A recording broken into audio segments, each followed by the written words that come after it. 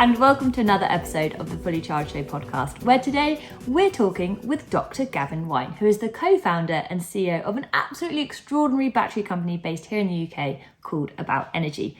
But before we get into that conversation, I need to tell you a couple of things very, very quickly. First of all, my name is Imogen Bogle. I'm one of the producers and presenters here on the Fully Charged Show and Everything Electric Show. And of course, obviously, I'm extremely biased, but I highly recommend that you go and check out both of those channels once you've listened to this podcast. Second of all, I need to tell you about our live shows. Next up, we're in Farnborough on the October 11th to 13th. And we're going to have lots of test drives, lots of talks around clean energy and electric vehicle topics, lots of clean energy technologies on display. And of course, it is so wonderful to meet you, our lovely audience and listeners, and to find out what you care about and what you want to see featured on the channel. And last of all, I need to tell you that we actually recorded this on July the 10th, so a couple of days before the Goodwood Festival of Speed, and you will, of course, be listening to this in September. So that's it. That's all the important bits out of the way. Let's meet Gavin. Gavin, thank you so much for joining us today. Although I think I probably should be saying Dr. Gavin, or at least Dr. White. Congratulations. I saw that you recently had to defend your thesis, which I always think sounds like a really aggressive thing that you have to do. What does that actually entail? Sometimes I think it can be aggressive, but I think mine went very smoothly. So after 5 years at Imperial, I finally got my PhD. So yeah, Dr. Gavin White after long last. I hope that you've ordered a new driving license, changed all your utility bills, all that kind of stuff. No, all in good time. Well, you can look forward to the situation, at least on an airplane, when someone says, is there a doctor on board? And you can say, well, yes, but not the one you need. Hopefully it's a battery plane, right? Yeah. Okay, I'm sure we will come on to your PhD in a little bit more detail as we go through this conversation. But before we do, tell us, what is or who is About Energy and what on earth do you do? Yeah, of course. About Energy is a world-leading battery data and modeling company. Our core or secret sauce is that we can measure all the battery properties really accurately. We provide that to companies, really, that fundamental understanding of how batteries work. When companies have that, then they can design battery systems, they can design charging algorithms, predict how long they're going to last, predict the state of charge really accurately. So we provide the really fundamental data to enable companies to do all them activities. Whilst many people who listen to this will probably work in the automotive industry or in the battery industry or the energy sector, lots of our listeners don't. And I think for those who don't, the easy assumption would be to think that you can just buy a load of batteries, plonk them in a vehicle, and they kind of should just work. And so when I look at your organization, I'm like, well, surely you have the data from the battery manufacturer. Like, why is it that you need this specific data to inform how a vehicle is then designed? What actually is going on? Yeah, I think it's a really good question. And it comes back to like a really common misconception, which is that, we use batteries in everything today, right? Like our laptops, our mobiles, our cars, airplanes now. So like when I started my PhD 5 years ago, I thought we must really understand how batteries work. Like the fact that we can engineer them into so many products and use them so safely and reliably. We must have a really deep fundamental understanding of how they work. 5 years later after doing my PhD, I think I'm more confused than when I started my PhD as to how they actually work. And there's a good reason how we've landed in this position. Batteries have been developed what's called a very empirical process, so very trial and error. So batteries come from the world of material science, where material scientists, they mix together materials, they manufacture things and test them to see how they work. But that doesn't necessarily mean that our fundamental understanding has caught up with that. And when I talk about the fundamental understanding, it's simple things like state of charge. I think we all can relate to state of charge in our mobile phones, our laptops. We have this notional understanding that a battery has 100% state of charge. It has a 0% state of charge. The reality, though, is when you really understand how batteries work, they don't have 100% state of charge and they don't have a zero. I like to describe a battery like a sponge that you can fill up with water. Like depending how you fill it up with water, you can always get an extra drop or two in. Yeah, this sponge is completely soaked with water, because depending on how you filled it up under them conditions, you can always get a little bit more or a little bit less in. And when it comes to batteries, it's similar. There's all this complexity behind the scenes, and the reality is that what gets presented to the end customers is very simplified, very high level. So this kind of concept that batteries are really well understood. We know all their properties. We know how much energy they can store, and therefore we can just take them and plug them into a big electric car. That's very far from the actual practicalities of trying to do that. That's really, what an elegant way to describe it. I've always searching for these like incredibly tenuous analogies, and they always end up being food related, and I've had to really reverse engineer them. But a sponge is so elegant, and thinking about it filling up with water is so elegant, because actually when you get down to the molecular level, these are not super formulaic, neat structures, but actually one cell to the other, I guess there can be huge variations, and I suppose it's a structure that it presumably they all have their quirks. Yeah, exactly. Every chemistry is very fundamentally different. But you're right, when you really zoom in on a battery electrode, they actually look like a sponge. Like they're a porous material. The lithium's able to move in between this porous structure through the liquid electrolyte.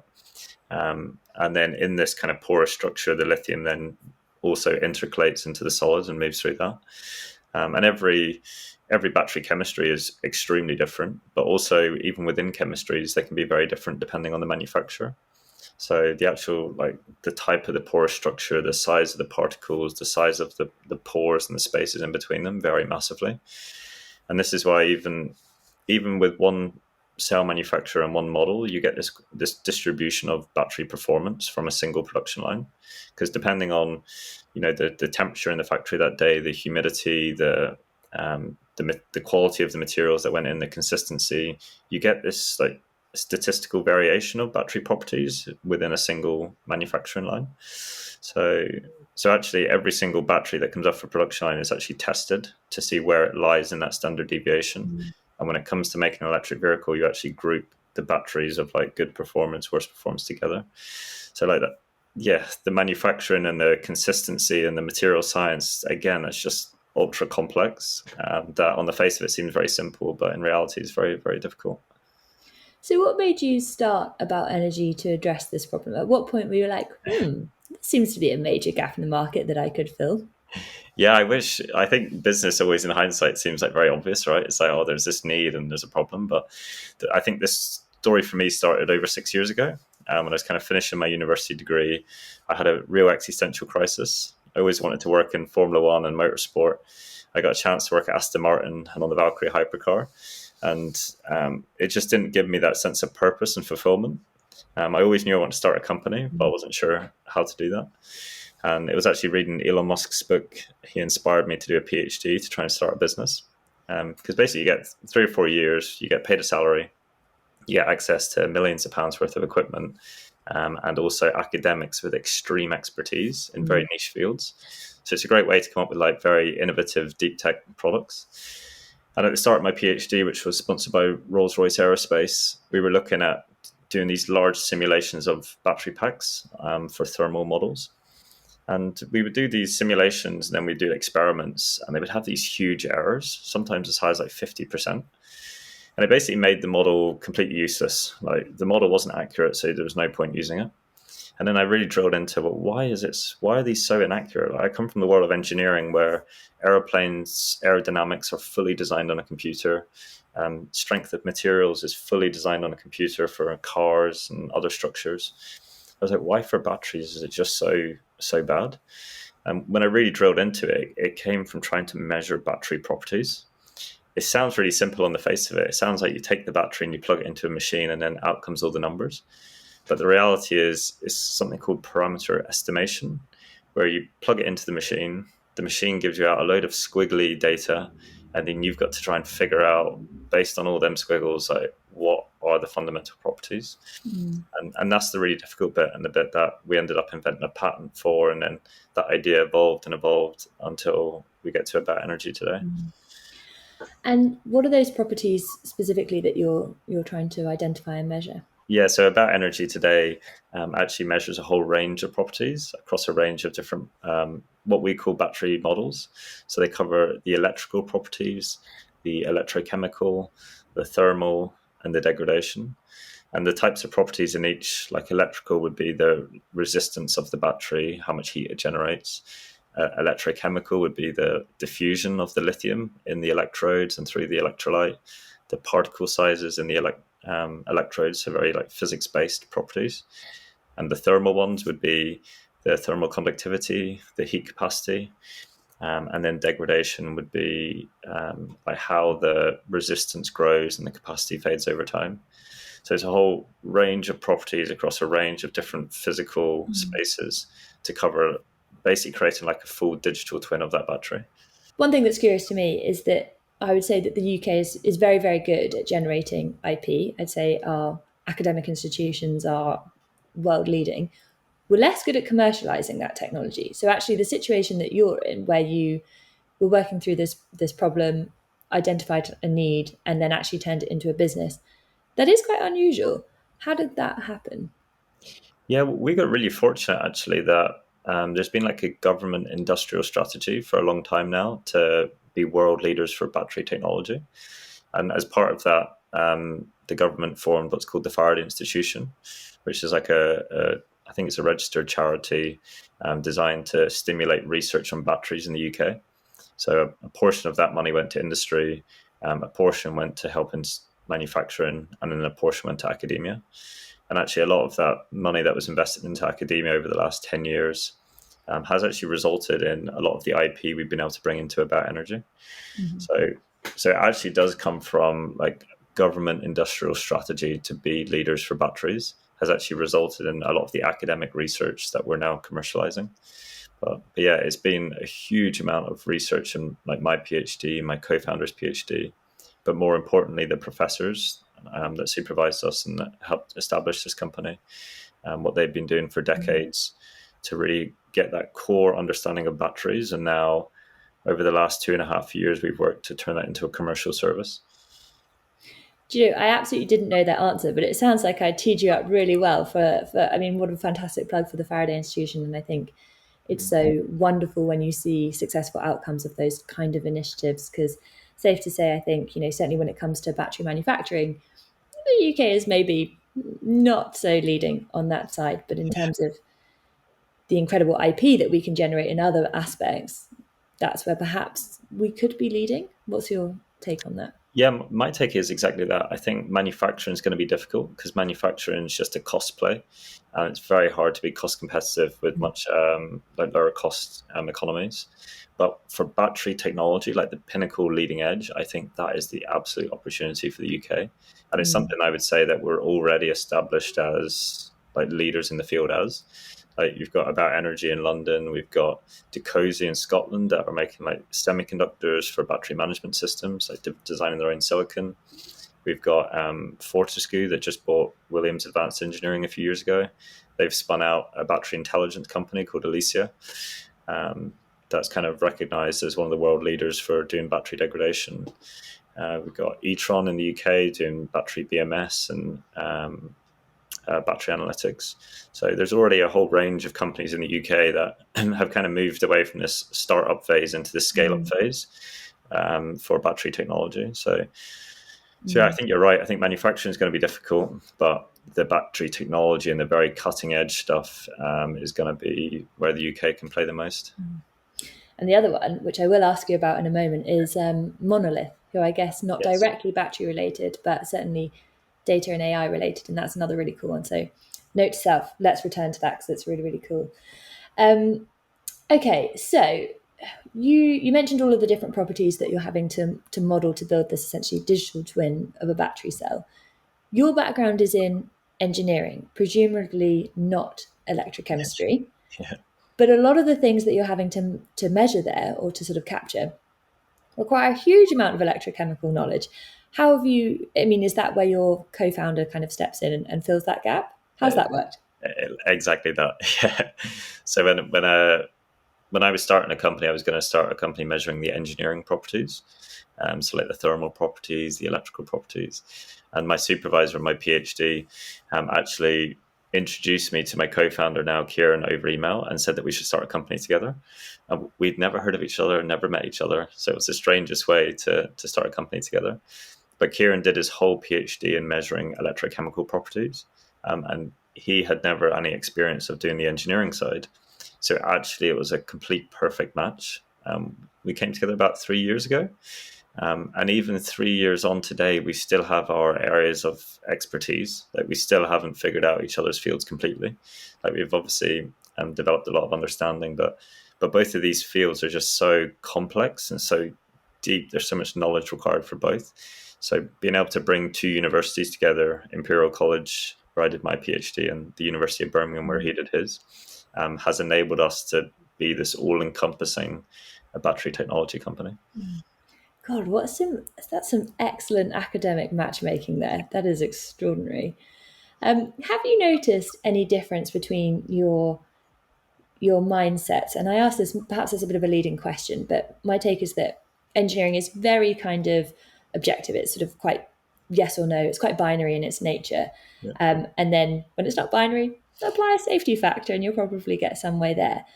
Whereas electrochemistry is this whole other, slightly more mysterious art at times that requires, I guess, a greater precision at times. You're operating largely on a different sort of scale.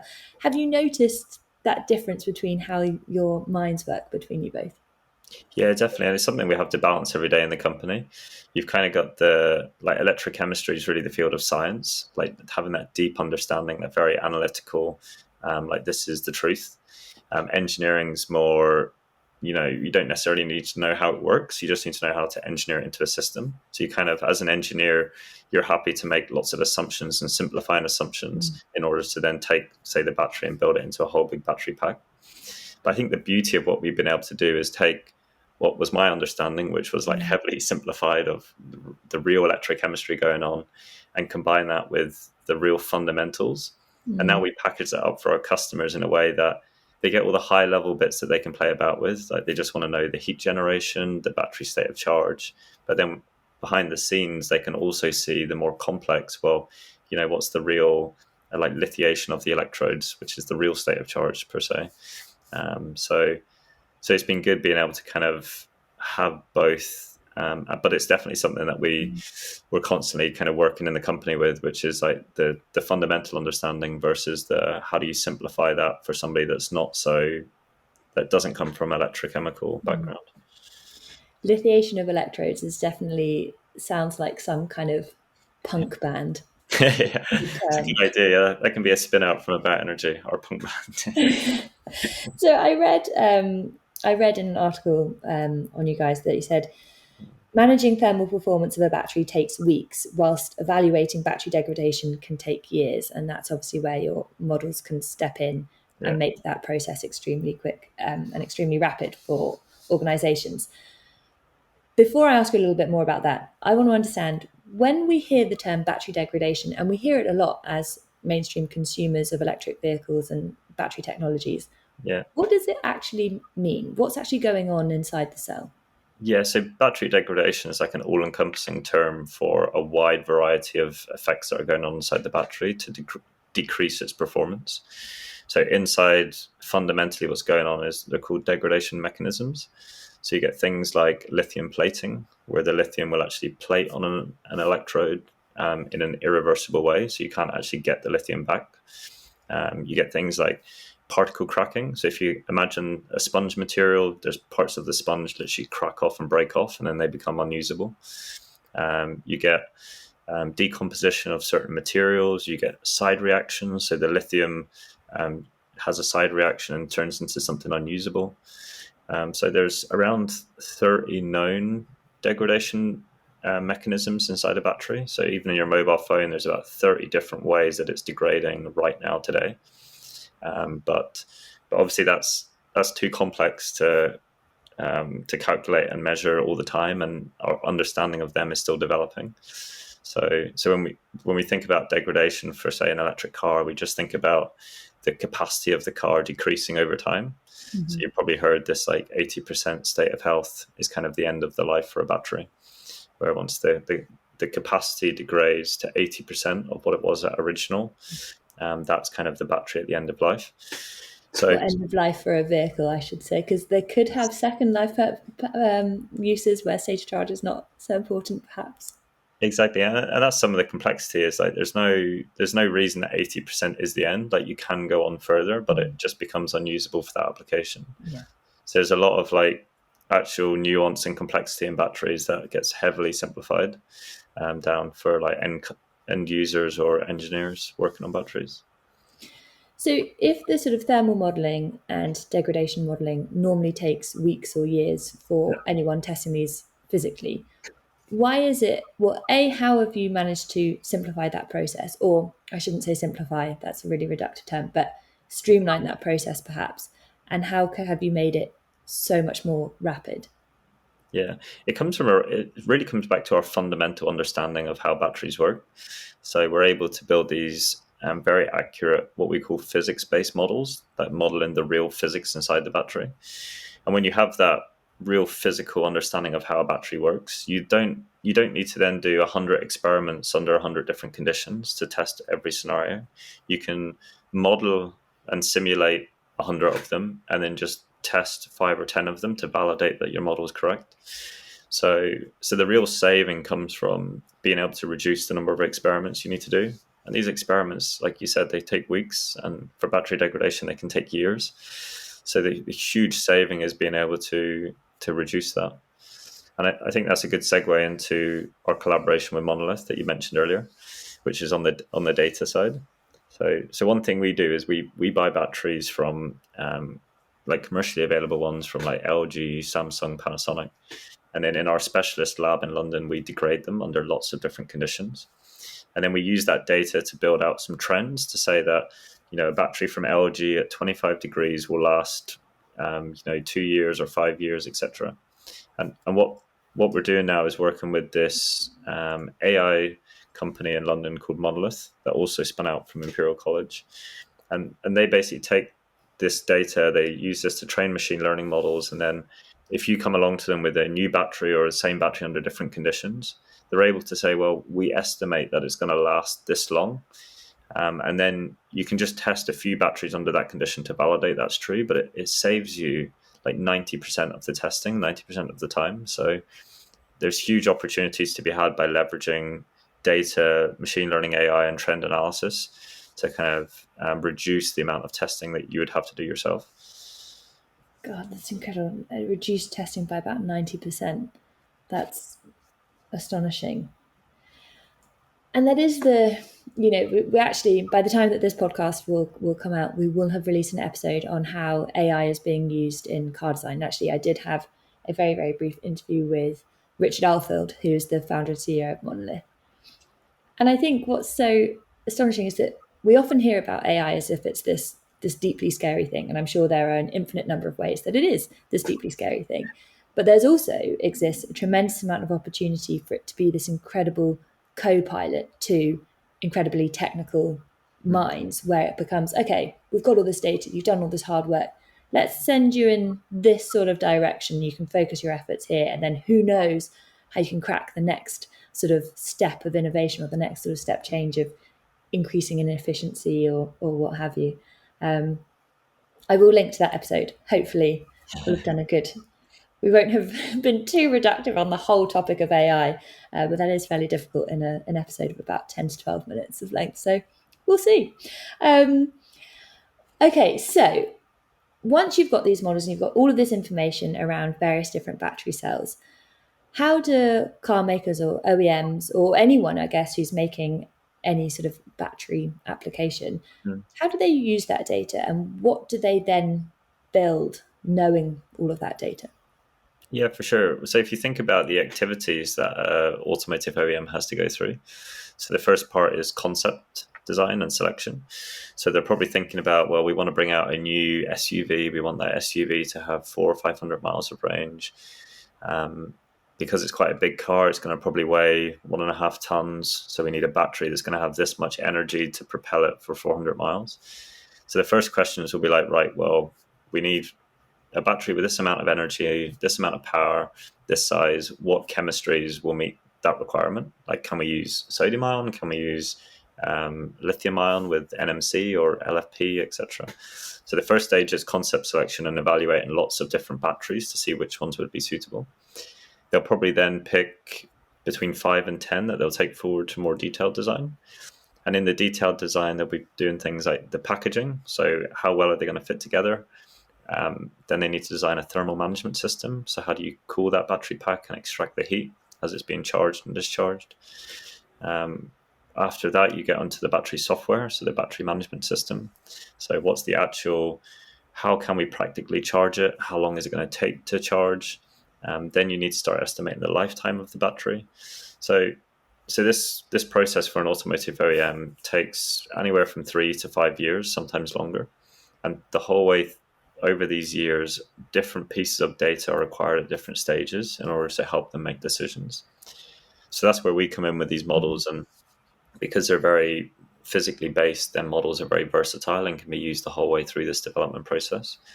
So the beauty of what we do is we measure, it's as simple as we measure all the different properties of batteries, and then properties can be used to help design a thermal management system, design a charging algorithm, predict how long the battery is going to last, etc. So that's really the beauty of what we do, is giving people the data and the tools to enable them to go off and design batteries. And I guess it's worth for, again, those who who don't work in the automotive space, that those thermal management systems or battery management systems are all about creating the perfect thermal conditions to absolutely maximize the efficiency of those batteries. But you need to really, really rigorously understand those properties in order to build a thermal management system that's actually in any way relevant and helpful, I guess. Exactly, yeah. Because when you put loads of batteries together, so take an extreme case like the old Teslas that had 5,000 individual battery cells. So you've got 5,000 individual batteries that are all generating slightly different heat. They've all got a slightly different resistance. And you've got to try and keep them all at the same temperature. And most importantly, keep them at a safe temperature so they don't go into thermal runaway. So trying to engineer a system that can be adaptive and can do all that and engineer it so it's really cost effective. So you can make these battery packs really low cost. That's a huge challenge. And like you say, you need a lot of data and insight if you're going to be able to do that. God, as you're talking there, I was like, God, battery management or thermal management system is like a conductor of an orchestra of cells, sort of keeping it carefully. That's a great way to think about it, yeah. Could be tenuous. I told you I'm always pulling out the obscure analogies. So I know that you've had a really, really successful partnership with McMurtry, who, for those who aren't aware, just have this ridiculously astonishing car. It sort of obliterated any kind of previously held Goodwood record. It has the downforce on demand thing, which I think technically means it could drive upside down. But you've been working with them for the past year or so. Tell us about that partnership and what you've managed to achieve. Yeah, for sure. So like you say, McMurtry have this absolutely rapid electric motorsports car.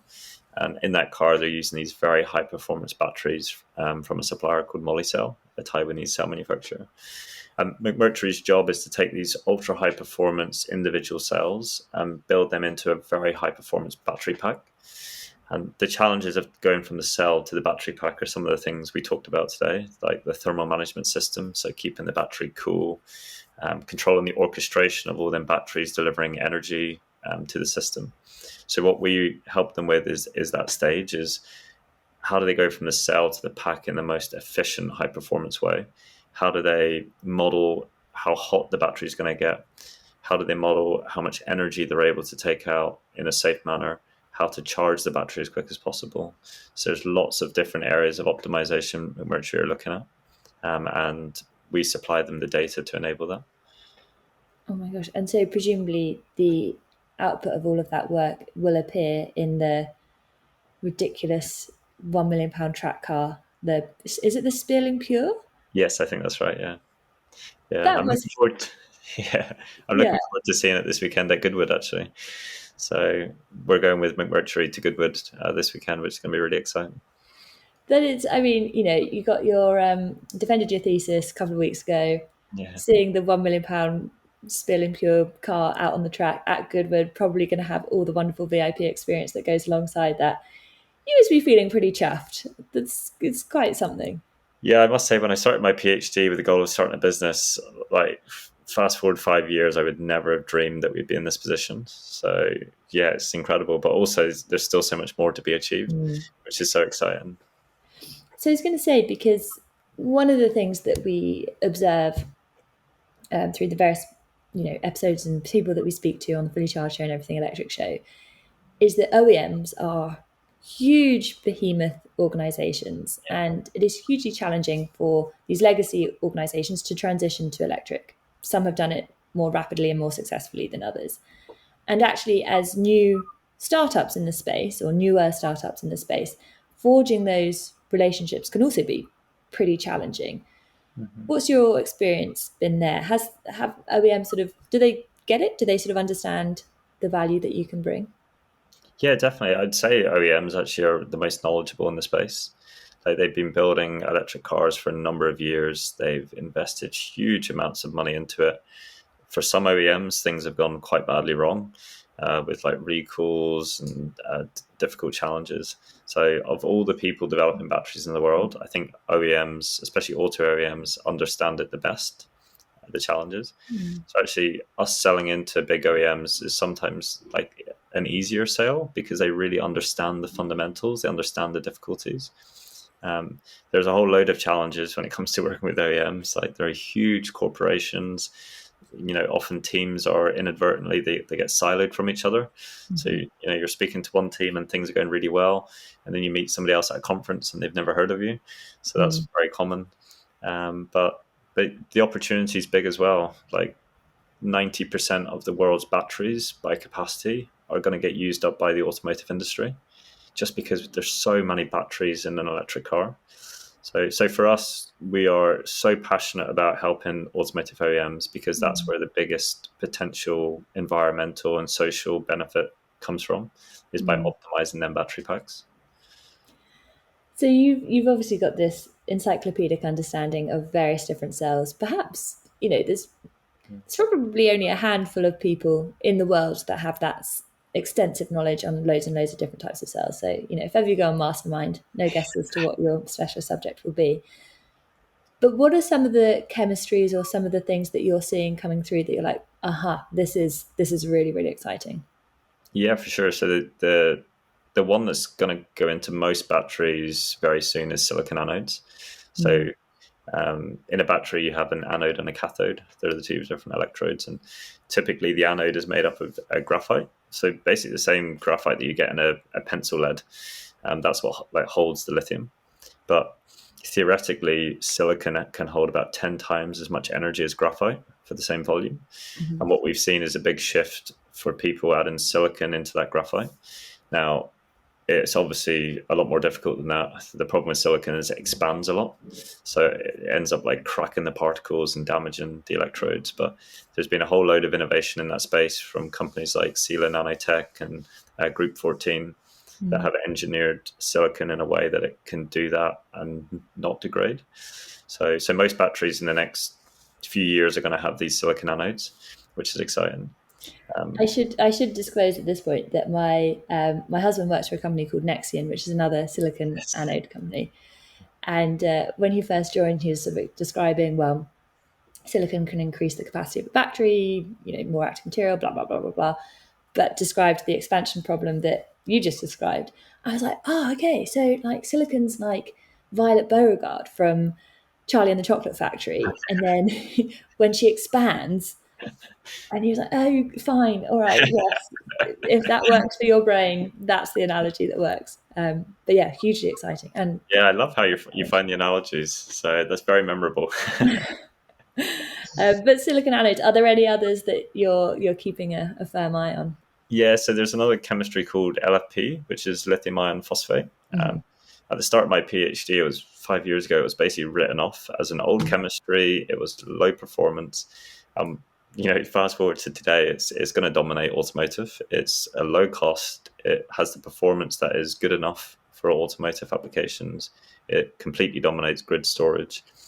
And there's a new flavor of that chemistry coming along called LMFP, where you add in manganese. And by adding in manganese, you get extra power from the battery packs. So I think over the next 3 to 4 years, we're going to see a lot of this new LMFP chemistry.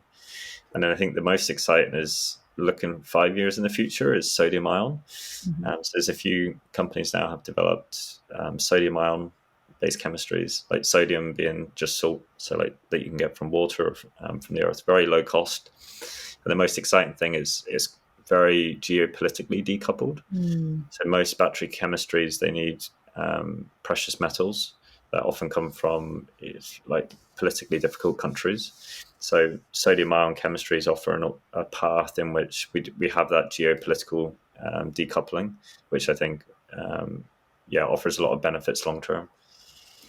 Yeah, we interviewed the guys from Lena Energy, and I was absolutely astonished to hear that it's not just salt that they're using in sodium-ion batteries. It's food grade salt. It's not even sort of special salt. And I also hadn't realised how much of an abundance we have of salt here in the UK as well. So yeah, it'll be interesting to see how that can help diversify material supply chains as well.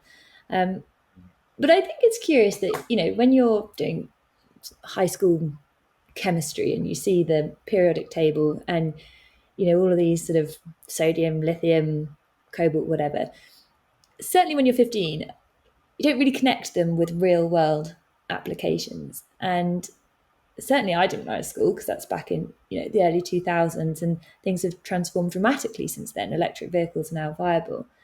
But I know that you're doing some really interesting work with schools and really looking at how battery skills need to develop here in the UK. Are you seeing that shift of teenagers have a greater understanding of that connection between what they're learning in chemistry and how that relates to these physical products? Yeah, I think that's a really good question, actually. I think so. Yeah, I think like with the age of YouTube and especially now TikTok, it's like previously very complex topics can be boiled down into short 10-second videos. So I think young people today are actually a lot more aware of like how technology, like how that relates to what they learn in school. And especially when it comes to batteries, like batteries are so popular now, we use them in everything. They're often in the news. I think that actually allows that what you learn in chemistry and physics at school to now be the kind of dots to be joined to where that goes to. But there's still this huge gap, especially at university level, of how you go from like your A-level broad understanding of lots of subjects into like a specialism in a field. Like most battery engineers today, they either come from mechanical engineering, from like chemistry or chemical engineering or physics or mathematics, and then they have to, when they do a PhD or they start a job, they have to learn all the other fields. So what I'd want to see is at university level there be more like course specific content on like the field of batteries. Like even at Imperial College today in the undergraduate degree for mechanical engineering, there's only half a module that teaches about batteries specifically. But yeah, we in the UK alone, we need thousands of battery engineers. So what I'd want to see is more of a connection from like the grassroots, like GCSEs and A levels, into like actually getting to industry, having some courses that specifically tailor towards like real needs and ultimately real opportunities for young people in like very skilled, very technical jobs. And am I right in thinking, and I think I'm okay to ask you about this because by the time this comes out, you will have spoken a bit more publicly about it, but you're building quite an interesting model so students can build their own battery models? Have I made, or have I got that totally wrong? No, that's right. Yeah. So we have this web platform called The Vault, which is completely free to sign up to. And on that, we do a lot to actually give back to students, especially university students. So we give them like free battery data, free battery models to help them in their university degrees. The biggest use cases for that are these student competitions like Formula Student and Shell Eco Marathon, where universities build these electric race cars and then they compete them against other universities. So I think we sponsor about 15 Formula Student teams today, where we give them free data and free models to help them design these battery packs for these race cars that they then compete against other universities. It was absolutely incredible. And when I was at university, we built a model for an electric motorbike for a drag race. There we go. And I remember when we did the battery modelling, it blew my mind, and it shouldn't have done because I was, third year of uni by that point, that batteries don't degrade linearly. It does a weird like, whoop, and then for those listening, I'm sorry that you can't see my little pointing here. And to have had that model available would have been extraordinarily useful back then. Yeah, because it's really simple when you know, and when Yeah. you know that, you can actually design your whole thing around that. But when you don't know it, it makes it very, very difficult. So just some of this like very simple, high level information is what we provide. But we provide it in what we call a white box way, where the students can actually go inside, they can explore it, they can see the data behind the scenes, so they can actually start to like develop an understanding, like play into that curiosity that you have at university, and especially when you're younger. It's like, oh, why is it like that? How do these things work? So kind of like feed into that. That's so cool. We will definitely make sure to link to that in the notes because, Thank you. yeah, what a phenomenal tool. So we're coming towards the end of this conversation, and there are probably at least 1,000 other questions that I could ask you, but I'm just going to ask you one. Keir Starmer has just become Prime Minister.